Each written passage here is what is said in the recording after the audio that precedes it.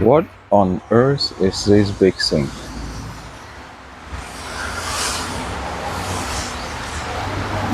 Hello, Rob. Hello, Wolfgang. Good morning. How are you? I'm very good. How are you? What is this monster here I'm seeing? Yes, it's a very good choice of words. Monster. It's a monster.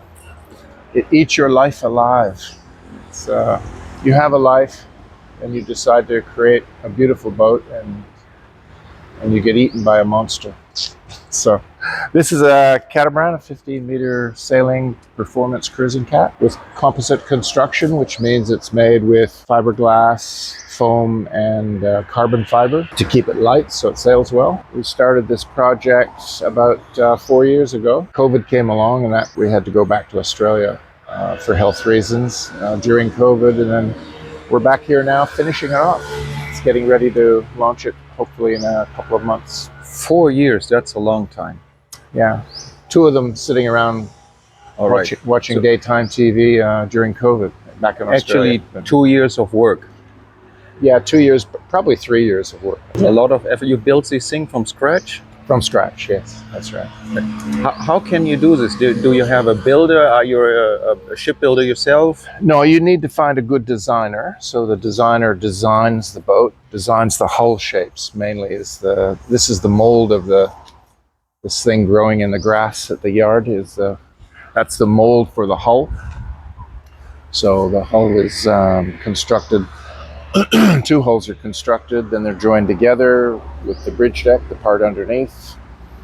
And then you start building the cabin on top, and it's really just pieces of foam, fiberglass on both sides, carbon. Just keep putting them together day after day, 7 days a week. Right, for 2 years. And eventually you have these. Eventually you... Do we have a look inside? Yes, of course. Okay. Of course.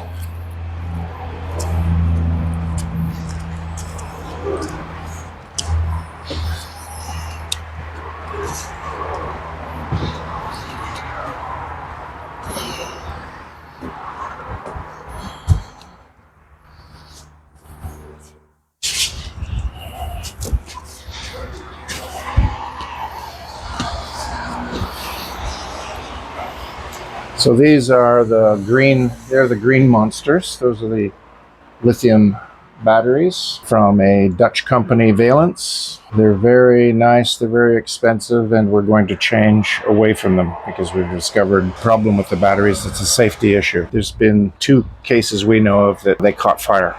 So not a good idea. Luckily the boats weren't lost. Not a good thing if you're on high seas. That's probably the worst thing that can happen, yes. Absolute right. Worst thing. Fire is by far the worst thing that can happen. And you have a good replacement? We're thinking we'll go with Victron batteries. We think so. And we're just finding out how to get them into Thailand now. Because there's many things in Thailand that aren't imported. So.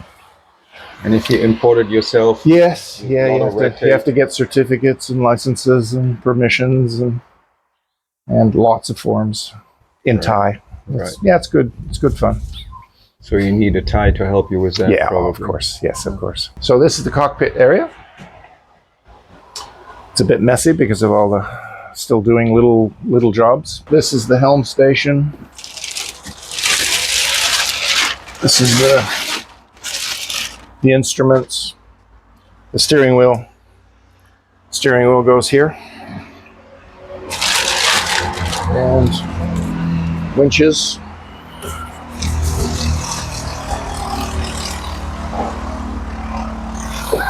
So, yeah. And then we have a seat. We have an upholstered seat, double seat that goes up here. These windows open right up to let the breeze come through. And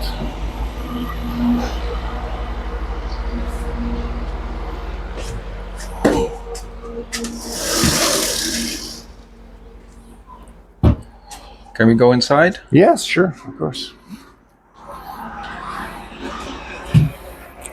It's a bit dark.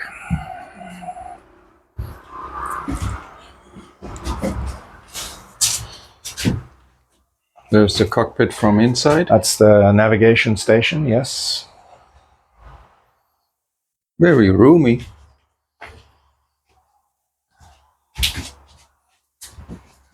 That's the freezer. Already thing. there. This system has a lightning protection system. So if the boat gets hit by lightning, it's conducted to the water very, very, very, very quickly through large cable connected to the mast that goes straight through to the water. And then other cables go to the hull, the outside of the hull, and they have conductors on the outside of the hull just at the water level, just at or below the water level, that take that charge, and it makes the electrical charge neutral very quickly. Good feature to have. Well, we'll see if it works. I hope we don't find it. I hope we never find out if it works or not. We just won't notice anything go wrong. So we'll see. Where do you want to sail? If it's you start one day? We will sail. We'll test sail the boat around the Thai islands. Some beautiful islands up and down Thailand, in the Gulf of Thailand, down towards Malaysia, and then we'll go across to Malaysia, the Anambas Islands, and work our way north or south around Sulawesi, and then we'll get across to Raja Ampat for the scuba diving in Raja Ampat. We're both scuba divers, very keen scuba divers, lifelong scuba divers. So we'll, and then by then we would head back to Australia for a bit of a break and see if we need it to fix anything on the boat, and then we need to get to New Zealand and then up to the islands through Cook Islands, Vanuatu, Solomon Islands, Louisiade Archipelago. That's those sort of places. That sounds So fun. the boat is set up to be self-sufficient. That was one of the main design criteria. So we have lithium batteries, but a big lithium battery bank for the electric motor. So we have one electric motor, 20 kilowatt, and we have one 45 horsepower diesel motor. So we have both bases covered for redundancy. And large amount of solar, 4.3 kilowatts of solar to recharge the batteries, and a DC generator that the engine will run off if there's not enough solar, and good sails.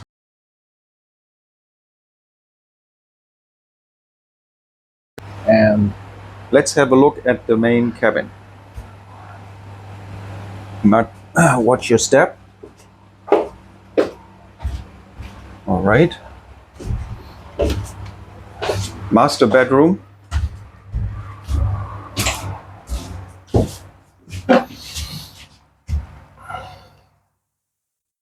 That's nice. And over there? here is a technical area cupboard, another technical area cupboard, electrical,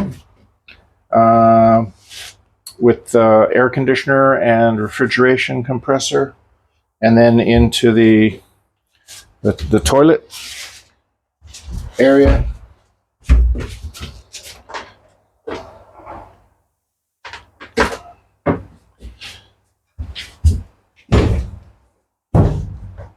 A shower? And the shower.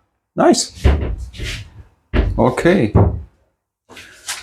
So tell me about your seamanship. Oh, well, let's say I'm a very keen student of seamanship, with only a few cruises in this Coral Sea, sailing on catamarans as a crew member. So that's what gave us the urge to do it ourselves on our own boat, basically, is to cruise long-term, to cruise around Australia and the Great Barrier Reef. So, but I'm a keen student of seamanship, good seamanship, which is redundancy, safety, self-reliance, and smart decision-making when you're sailing, so to stay out of trouble. First of all, stay out of trouble. Anchor the boat well every time, every single time. Navigate. Don't drive it up on reefs. The basics, and be aware of the weather. The weather, that's a Be key aware word. of the weather. The weather is king. So Maritime meteorology. What do you tell me maritime about that? meteorology. That's right.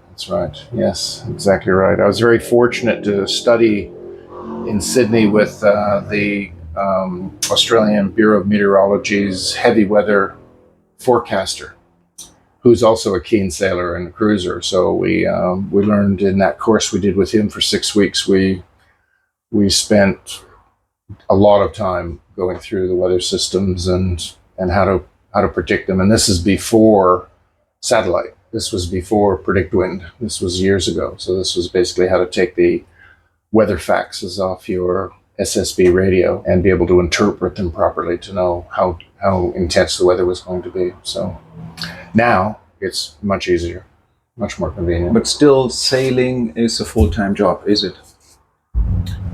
What do you mean? That it takes your time.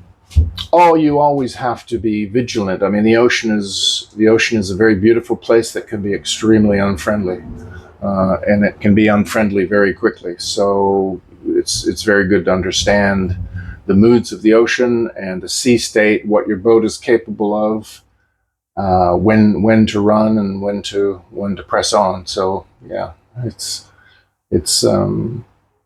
very doable by everybody, but it's not something that you just think is going to go well all the time with no interaction from yourself. You need, in my opinion, you need to educate yourself on Right. things, spend some time learning. And there's some wonderful resources now online, just absolutely wonderful resources to learn about boats, construction, operation, systems, all that sort of stuff. All the information is available to you. So there's really no excuse to have some of the disasters that you see on YouTube. I mean, it's just, you shake your head and say, oh, well,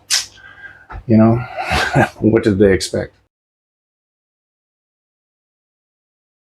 So this is a performance cruising boat for a couple. This boat was designed for two people to be able to operate easily and safely in the roughest of conditions. It has features that we've thought about very bad weather. If there's the two of you out on the ocean and the weather, any long passage, more than say 3 days or 4 days, some of the longer passages, weather could change. Systems can change quickly. All sorts of stuff is happening up in the jet stream that can alter the forecast quite dramatically. So what are you going to do? How are you going to handle the boat with really rough sea states? And by that I mean they're breaking waves. They're probably up in Annie and I have experienced 7 or 5 to 7 meter waves, continuously breaking for 2 days on a trip back from Lord Howe Island. So that was very good. We learned how bad it could be really early. So this boat has built-in carbon chain plates for both a sea anchor, which goes out the front of the boat, which is a big parachute that holds you in position against the waves. Or if the decision is much better to run with the weather, we also have Jordan Series drogue, which goes out the back of the boat and is designed to slow you down so that you don't race down the waves and possibly get out of control. And so we don't have 4 cabins. We have 2 real cabins, two queen size cabins, and then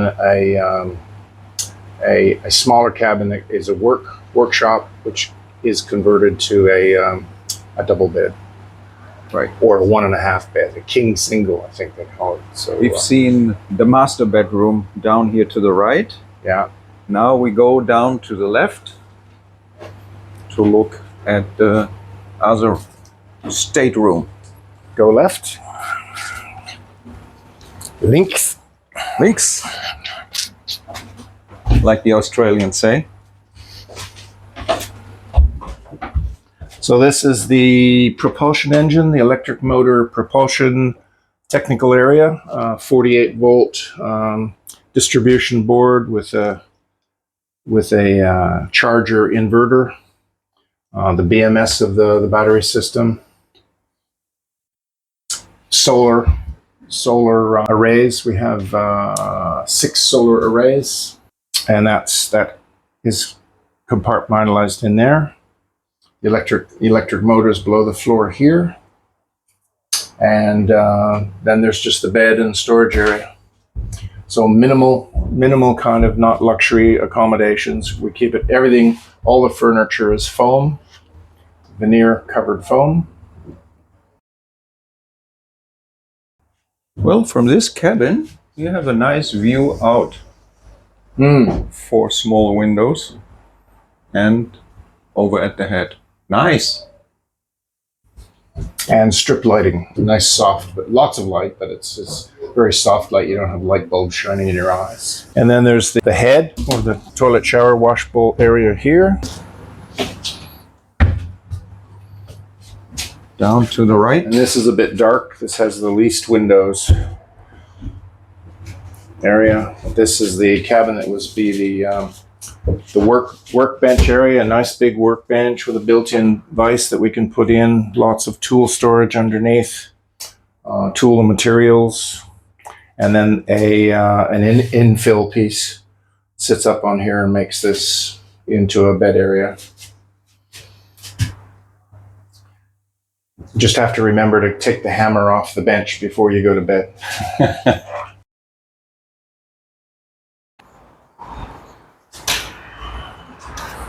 Rob, you mean saying you're also a scuba diver?